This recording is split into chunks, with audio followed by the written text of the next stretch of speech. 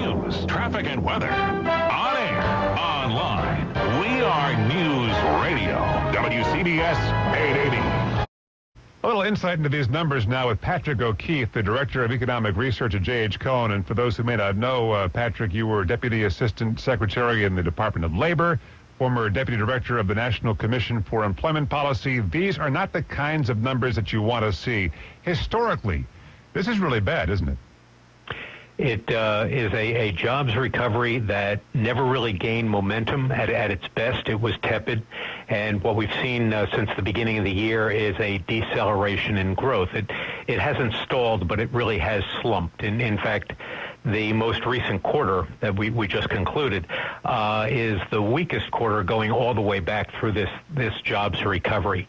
There's not a lot of really stark bad news in here, but the absence of good news is overwhelming. Right. I mean, I guess the president and his supporters can make the point that we are adding jobs. Well, we are adding jobs. There's no question about that. But we are adding jobs at such a dismal pace that we are making literally no inroads in bringing down exceptionally high rates of unemployment. The overall employment rate of all adults in the United States has not changed. It's been bottom bouncing now for going on 3 years. So we're adding, but it's sort of like putting a little bit more perfume on a skunk. It still stinks. Are there certain areas of the economy that don't stink?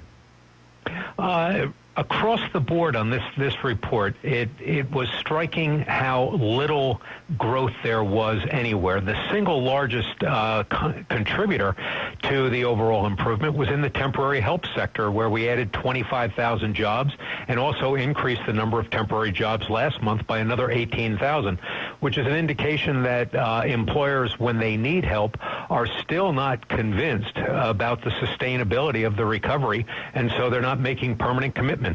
So some of these 80,000 jobs that were added last month are not even substantial full-time real jobs? 25,000 out of the 80,000 increase are temporary jobs. Patrick O'Keefe with J.H. Cohn. Thank you, Patrick. Great talking to you.